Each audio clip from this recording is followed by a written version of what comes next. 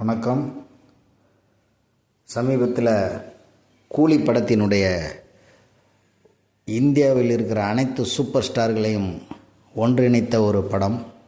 முதலாவது திரு அமீர்கான் அவர்களினுடைய வசூல் சாதனையை நாம் இப்பொழுது கூறுவோம். ஒவ்வொருவர்களுடைய வசூல் சாதனையை மட்டும் இப்பொழுது இதில் நாம் கூறப்போகிறோம். கேளுங்கள் நன்றாக. உலக அளவில் அமீர்கானின் அதிக வசூல் செய்த படம் இது. பாருங்கள், இந்த படம் தங்கல்ங்கிற படம் கிட்டத்தட்ட ஒரு கிரிக்கெட் பேஸ் வச்சு எடுத்த படம். அந்த படம் கிட்டத்தட்ட அது 2000 வந்தது. 2022 வந்தது. 2002 அன்னைக்கு அது 2070 கோடியே 3 லட்ச ரூபா வசூல் பண்ணியிருக்கு உலக லெவலில். இது ஆதாரபூர்வமாக தி டைம்ஸ் ஆஃப் இந்தியா வெளியிட்டுச்சு அன்னைக்கு உள்ள பத்திரிகையில். அடுத்தது உள்நாட்டில் அதே படம் 387.38 கோடி வசூல் பண்ணியிருக்கு. அதன் பிறகு பிகேங்கிற ஒரு படம் 800 கோடி உலக அளவில் வசூல் பண்ணியிருக்கு. தூம் 3 அப்படின்னு ஒரு படம், அப்புறம் 3 இடியட்ஸ், இவைகள்லாம் இந்த ரேஞ்சிலே சுமார் 800 கோடி வசூல் உலக அளவில் வசூல் பண்ணியிருக்கு.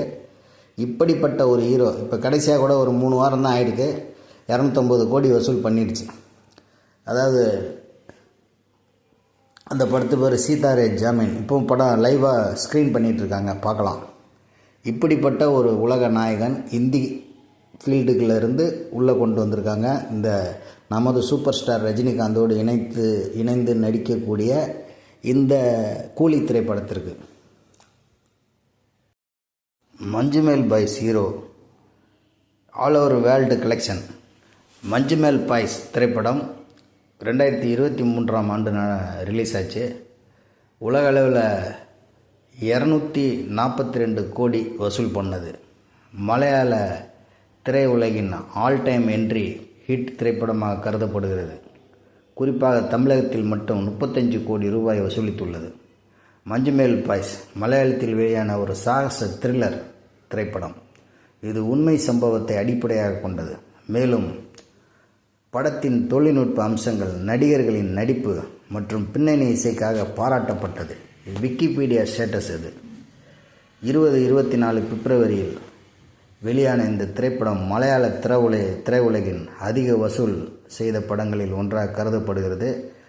நான் 2023 போன வருஷம்தான் ரிலீஸ் ஆகி வசூல் மழை பொழிந்த ஒரு ஹீரோவை இந்த படத்துக்குள்ளே கொண்டு வந்திருக்காங்க.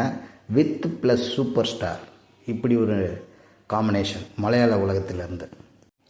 நம்ம பக்கத்து மாநிலமான ஆந்திரா மாநிலத்தில் இருக்கிற தெலுங்கு சூப்பர் ஸ்டார், கிட்டத்தட்ட அவருங்கெல்லாம் கேட்டகரிலாம் கிடையாது. அவர் மெகா ஸ்டார், இவர் சூப்பர் ஸ்டார், இவருக்கு ஒரு பேர் கொடுத்துருக்காங்க.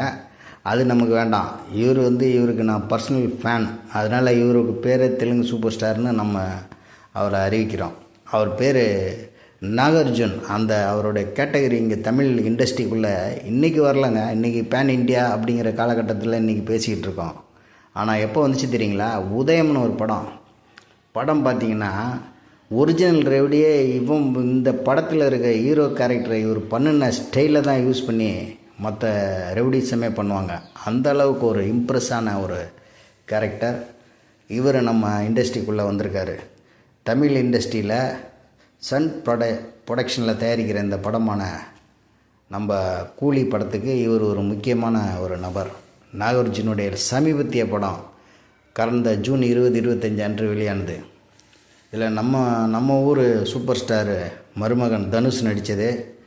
நாகார்ஜுனா சாரை சேர்ந்து ரஷ்மிகாவும் நடிச்சிருந்தாங்க. இந்த படத்தோடைய வசூல் பார்த்திங்கன்னா 100 கோடி ரூபா வசூல் பண்ணியிருக்கு. அப்பேற்பட்ட ஒரு படம். இந்த படம் இன்னும் ரன்னிங்கில் இருக்குது. இன்னும் கலெக்ஷன் எண்டு வரல.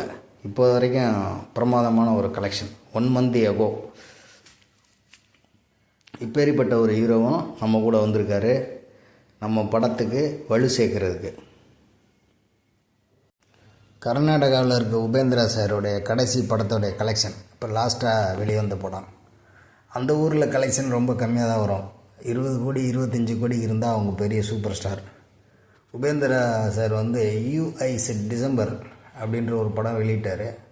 அது பாக்ஸ் ஆஃபீஸில் சிறப்பாக செயல்பட்டு வருகிறது. இன்னும் டைம் முடியல. அதுக்கு ஒரு ஸ்டெபிலிட்டியான ஆர்டிஸ்ட், ஸ்டேபிள் ஆர்டிஸ்ட்.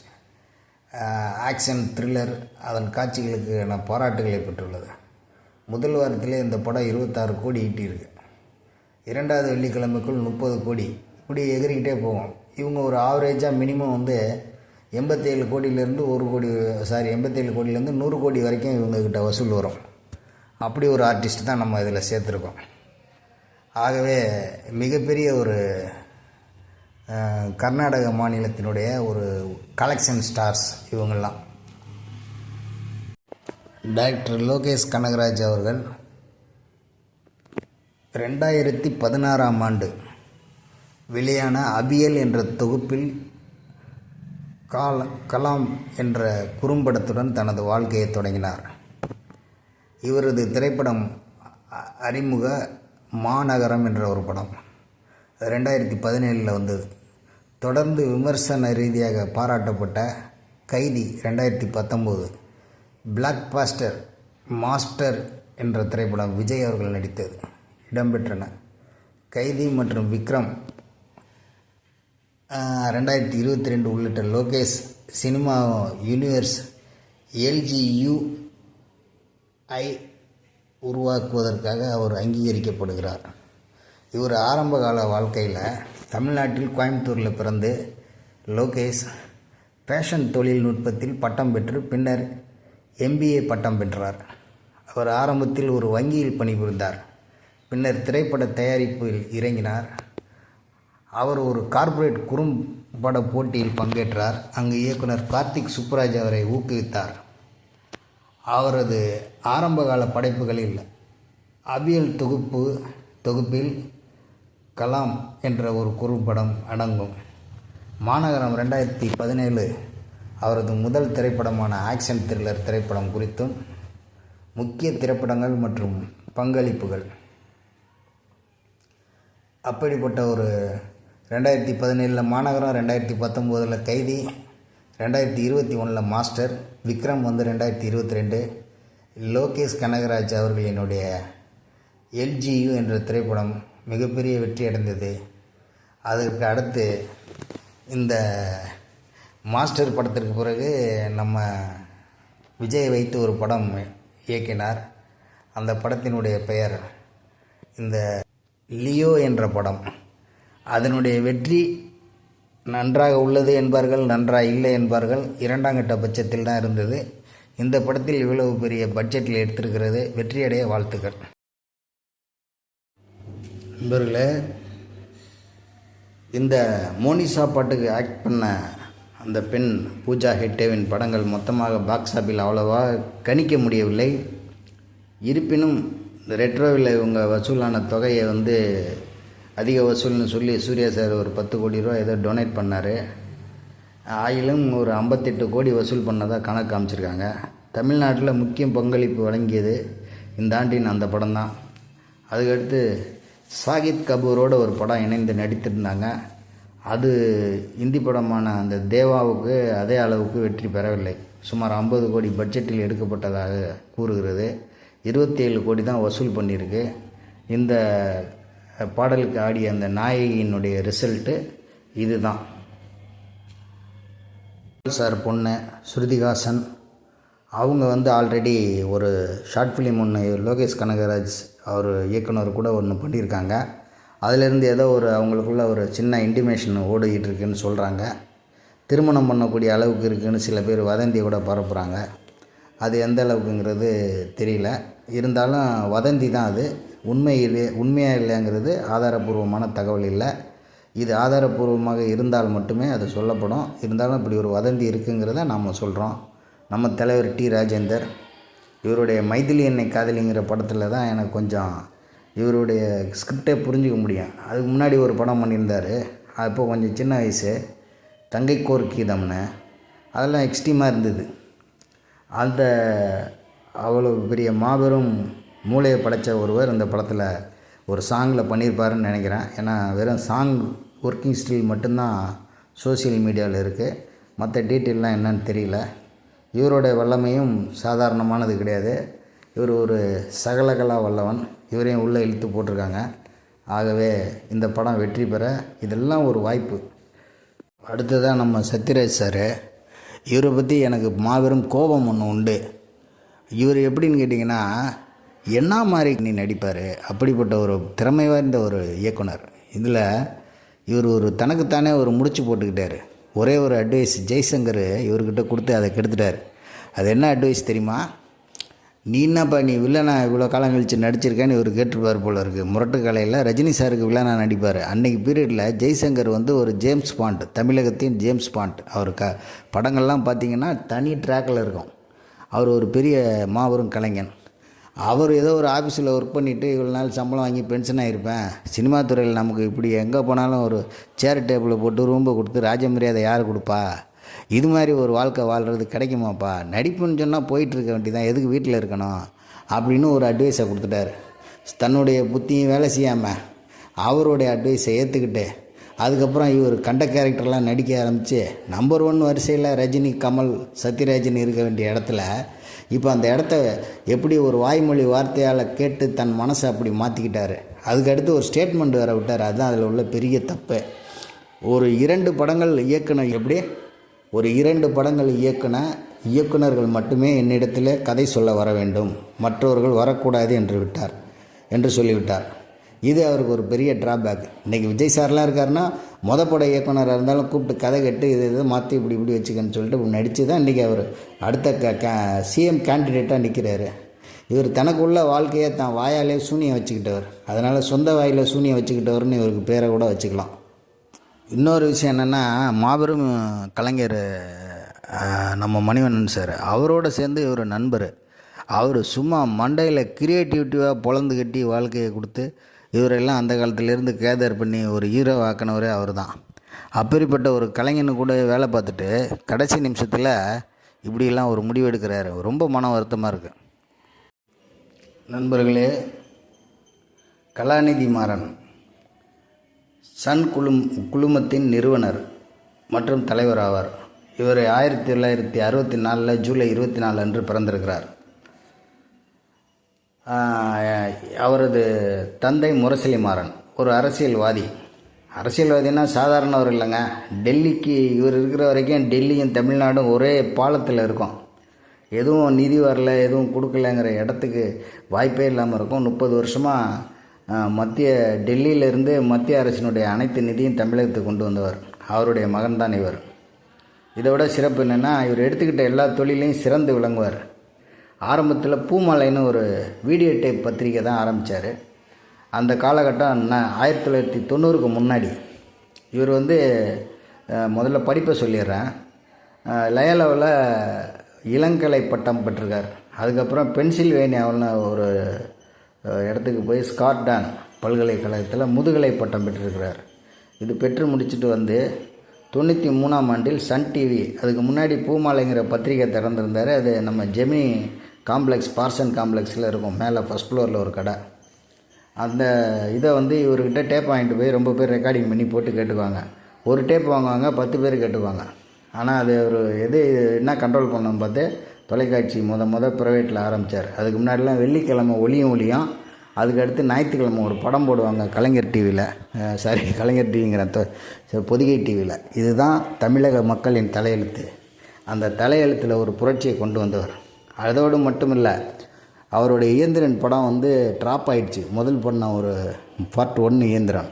அந்த ட்ராப் ஆன படத்தை இவர் எடுத்து படத்தை முடித்து, அன்றைக்கி பீரியடில் வந்து விசிடி நிறையா போகும், கேமரா வச்சு எடுத்து அப்படியே இதாகி படத்தோடைய மொத்தமாக கிராக் பண்ணி எடுக்கிற குரூப்பெல்லாம் கூப்பிட்டு அந்த டான் குரூப்புக்கெல்லாம் பணத்தை கட்டி என் படத்தை எந்த வகையிலையும் டிஸ்டர்ப் பண்ணாதீங்கன்னு சொல்லிட்டார். சொல்லி இவர் தான் இன்றைக்கி இருக்கிற இந்த தேட்டரில் ஒரு 3 நாளில் ஆல் ஓவர் வேர்ல்டு எத்தனை 1,00,000 தேட்டரா, 1,00,000 தேட்டர்லேயும் கம்ப்ளீட் ஷோ போட்டு ஒரு ரெக்கார்ட் பிரேக் பண்ணி பிஸ்னஸில் ஒரு புது ஐடியாவே சினிமா துறை கற்றுக் கொடுத்தவர். அந்த படத்தோடைய கலெக்ஷனை இதுவரைக்கும் எவனும் அடிக்க முடியல. 3 டேஸில் வசூல் பண்ணிடுச்சு. அதுக்கப்புறம் கிராக் பண்ண விட்டா என்ன விடாட்டி என்னன்ட்டு அப்புறம் பார்த்திங்கன்னா எல்லா மெத்தடும் எல்லாருமே இதே மெத்தடை இப்போ யூஸ் பண்ணுறாங்க. இவர் பண்ண இந்த ப்ராஜெக்டை பஞ்சாபில் MBA ஸ்டூடெண்ட்டுக்கு அந்த ப்ராஜெக்டை வந்து இவர் பேரை போட்டே வந்து ஒரு சப்ஜெக்டாக வச்சுருக்காங்க. இந்த மாதிரி ஒரு மாபெரும் நெட்வொர்க்கு புரட்சிகள் செய்யக்கூடியவர். இவர் தான் இந்த படத்தை தயாரிச்சிருக்கார். இவருக்கு லாபம் நட்டம் இதை பற்றி கவலை இல்லை. லாபங்கிறது மட்டும்தான் தெரியணும், நட்டங்கிறது இருக்கக்கூடாதுங்கிற வாழ்க்கையை வாழ்ந்தவர். மிகவும் அருமையாக செஞ்சுருக்காரு. இந்த படத்துக்காக செலவு பண்ணியிருக்காரு. இந்த செலவெல்லாம் பல மடங்காக பெருகும். இவர் ரஜினி தமிழகத்தினுடைய சூப்பர் ஸ்டார்னால் இவர் பொருளாதாரத்துறையில் சூப்பர் ஸ்டார். இவர் இது மட்டும் விட்டுட்டு வேறு ஏதாவது ஒரு ஃபைனான்சியல் ரீதியாக தமிழ்நாடை நீங்கள் தான் பார்த்துக்கணுன்னு ஒரு நிதி அமைச்சராக சென்ட்ரல் மினிஸ்டராகவோ வச்சிங்கன்னு வைங்க, ஒட்டுமொத்த இந்தியாவும் இவர் கையில், அதாவது பொருளாதாரத்தின் வளர்ச்சியின் உச்சத்துக்கு போயிடும். யாருமே எதுவும் பண்ண முடியாது. அந்தளவுக்கு ஒரு பிரெயின் உள்ளவர். அவர் தான் இந்த படத்தை தயாரிச்சிருக்கார். அனிருத் அவர்களுடைய ஆரம்பத்திலிருந்து அவர் முதலாவது தனது உறவினரான ஐஸ்வர்யா ரஜினிகாந்தின் கணவர் தனுஷ் படத்து இசையமைப்பாளராக அறிமுகப்படுத்தப்பட்டார். அவர் சமகால இசை பணியை திறன்பட செய்து இளைஞர்கள் மனதில் ஒரு இடம் பிடித்தவர். இவர் தகப்பன் ஒரு சினிமா நடிகராக வலம் வந்தவர். ஆனால் அவரால் கோல் ஒன்று முடியவில்லை. தனது மகன் இசைத்துறையில் மிகவும் பிரபலமானதை எண்ணி தான் அடையாததை தன் மகன் அடைகிறான் என்பதை அவர் மனதார வாழ்த்து வரவேற்றார். அவர் ஒரு பேட்டியிலே அதை குறிப்பிட்டிருந்தார். அனிருத் ரஜினிகாந்த், சூப்பர் ஸ்டார் ரஜினிகாந்த் அவர்களுக்கு உறவினர். அவருடைய ஆரம்பம், அவர் பிறந்தது 16 அக்டோபர் 1990 அன்று சென்னையில் தான் பிறந்தார். அவர் தந்தையின் பெயர் ரவி ராகவேந்திரா. அவர் ஒரு நடிகர். தாயார் லட்சுமி. அவங்க ஒரு பாரம்பரிய, அதாவது பரதநாட்டிய கலைஞர். அவர் சூப்பர் ஸ்டார் ரஜினிகாந்தின் மருமகன் ஐஸ்வர்யா, சௌந்தர்யா மற்றும் ரிஷிகேஷ் ஆகியோரை அவரது உறவினர்கள் ஆவார். அவரது கொள்ளு தாத்தா கிருஷ்ணசாமி சுப்பிரமணியம் ஒரு திரைப்பட தயாரிப்பாளர். இவர் 6 வயதிலே பியானோ கற்றுக்கொண்டார். இவர்தான் இந்த திரையுலகத்தின் தற்சமய கமர்ஷியல் மியூசிக் டைரக்டர். இவர் செய்த படங்கள் ஒவ்வொன்றும் மிகவும் சிறப்பாக இருக்கும். சமகால இளைஞர்களுக்கு அது மிகவும் பொருந்தக்கூடிய ஒரு இசையாக இருக்கும். அவர் இந்த படத்திற்கு இசையமைக்கிறார். ஒரு மனிதன் நல்லவனா கெட்டவனா அப்படிங்கிறத விட அவன் முகபாவனைகள், அவனுடைய எதிரில் வரும்போது கொடுக்குற மரியாதையை வச்சு கிடையாதுங்க. அவனுடைய ஆத்மாவை வச்சு தான் அந்த நல்லவனா கெட்டவனாங்கிறத கடவுளே முடிவு பண்ணுறாரு. நீங்கள் வடிவேல் எடுத்துக்கங்க. அந்த ஆள் இந்த நெய்வேலி சுரங்கத்தில் அந்த லிக்னைட்டில் கரண்ட்டு பெங்களூருக்கு போகக்கூடாதுன்னு பாரதி ராஜா தலைமையில் ஒரு போராட்டம் நடக்கும்போது அங்கே போய் நின்றுக்கிட்டு இந்த ரஜினிகாந்தை கண்டபடி பேசி விட்டாப்புல. அதெல்லாம் இப்போ வாயால் சொல்ல முடியாது. அதுக்கப்புறம் அந்த பீரியட்லேயே அவரை கூப்பிட்டு அன்றைக்கி அந்த ஒரு கதாபாத்திரத்தை நடிக்க கொடுத்தாரு. அதுக்கப்புறம் அந்த படம் எங்கேயோ போயிடுச்சு. அந்த படம் நடித்து முடித்த பிறகு வடிவேலுடைய மார்க்கெட்டு உலக லெவலில் ஆயிடுச்சு. அது மாதிரி ஒருத்தனை மன்னிக்கிற தயவு இந்த ரஜினிகாந்துக்கு அதிகம் இருக்குது. இன்னொன்று சொல்கிறேன் கேளுங்களேன். ஜெயலலிதா மேடம் சிஎம்மாக எலெக்ஷன் பிரச்சாரம் பண்ணிக்கிட்டு இருக்கும்போது சிஎம் ஆகிறதுக்கு மனோரமா பேசாத பேச்சா குடியார பையில வெளிநாட்டுக்கு போகிறவனே அப்படி இப்படின்னு பேசிச்சு.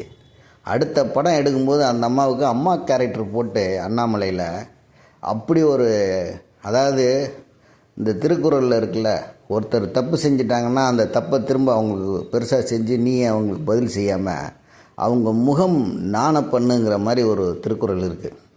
அந்த குறளுக்கு இணங்க அவர் வாழ்கிறாருங்க. நம்ம 2000 வருஷத்துக்கு முன்னாடி எல்லாம் எழுதி வச்சுருக்கோம். ஆனால் அதை நடைமுறைப்படுத்துறது இன்றைக்கி இருக்கிற, அதான் அவர் சொல்கிறாரு, 50 வருஷம் நான் அந்த டீமில் இந்த வண்டி ஓடிக்கிட்டு இருக்குப்பா, 50 மாடலு. ஆனால் இப்போ எனக்கு பேர் பார்ட்ஸ்லாம் இதாக இருக்குன்னு. இதெல்லாம் அந்த காரணம் கிடையாது, இவர் இருதயம் இருக்கக்கூடிய காரணம்தான். இப்போ சத்யராஜ் சாரே எடுத்துங்களேன். காவிரி நீர் பிரச்சனையில் அவரை உட்கார வச்சு எந்த அளவு கேவலமாக பேசணுமோ பேசினாப்புல. நெக்ஸ்ட் டே இவர் ஒரு மீட்டிங் ஒரு நாள் ஃபிக்ஸ் பண்ணி அதே இடத்துல உட்காந்தார். Complete wash out. இவங்க பேசின நெகட்டிவ் வைப்ரேஷன் எல்லாத்தையும் தூக்கி போட்டு தமிழ்நாட்டு ஜனங்க போய் நின்னாங்க. அவ்வளவு பெரிய செல்வாக்கு மிக்க ஒரு மனிதர் தன்னுடைய ஆன்மாவை எந்த வகையிலையும் நோக விடாமல் பார்த்து கொண்டவர். மிகவும் அருமையான மனிதர். இந்த மனிதனுக்கு படம் ஓடலைன்னா வேறு எந்த மனிதனுக்கும் ஓடாது. அப்படிப்பட்ட ஒரு படத்தை இவர் நடிச்சிருக்காருங்கிற போது ஏற்கனவே இருக்கிற அனைத்து உலக ஜாம்பவான்கள் இதையும் தாண்டி ஒரு மாஸ்டர் பிரெயின் உள்ள கலாநிதி மாறன் அவர்கள் தயாரித்திருக்காங்க. தமிழகத்தில் எம்ஏஎம் ராமசாமி செட்டியார் பெரிய தொழிலதிபர், அதுக்கு முன்னாடி அழகப்ப செட்டியார் பெரிய தொழிலதிபர் இப்படிலாம் சொல்லுவாங்க. ஆனால் அந்த அழகப்ப செட்டியார்லாம் 48 வயசில் போயிட்டார். அவர்களுக்கெல்லாம் பெரிய தொழிலதிபர்கள் தான், இல்லைன்னு சொல்ல. ஆனால் இவருடைய பிரெயினை வெறும் சாதாரண ஒரு கேசட் வீடியோ கடை ஆரம்பித்து என்ன தான் அரசியல் செல்வாக்கு இருந்தாலும் உடனே பெரிய ஆகிட முடியுமா? ஒன்றும் பண்ண முடியாது. புத்தி வேணும், அறிவு வேணும். அதை க்ளீனாக பண்ணி இந்த படத்தை சூப்பர் ஸ்டார் ரஜினி அவர்களுக்கு இந்த படம் பெரிய வெற்றியை கொடுக்கும். ஆன்மா தாங்க இம்பார்ட்டண்ட்டு. சத்யராஜ் ஓட்டின ஓட்டை வைரமுத்து சார் மேனேஜ் பண்ணி பேசினார் அந்த மீட்டிங்கில். அதெல்லாம் இன்றைக்கி போட்டிங்கன்னா கூட யூடியூப்பில் வர வாய்ப்பு இருக்குது. நான் அதெல்லாம் பார்க்கவே விரும்பலை. நான் ஒரு ரஜினி ரசிகன் என்று இருக்கிறதுனால அதை எனக்கு மனசுக்கு ஆறலை. சூப்பராக வரும் பாருங்கள் இந்த படம். நல்ல கலெக்ஷன் எடுக்கும், பெரிய ஹிட்டாகும். ஏன்னா இவ்வளோ பெரிய ஜாம்பவான்கள் நடிச்சிருக்காங்க. ஆன்மா சுத்தமான ஒரு ஹீரோவாக இருக்கார். ஆகவே அனைவரும் பார்த்து இது உங்களை போல் நானும் இந்த படம் 14th வர்ற அன்றைக்கி ரொம்ப ஆவலாக பார்க்க காத்திருக்கிறேன். நன்றி.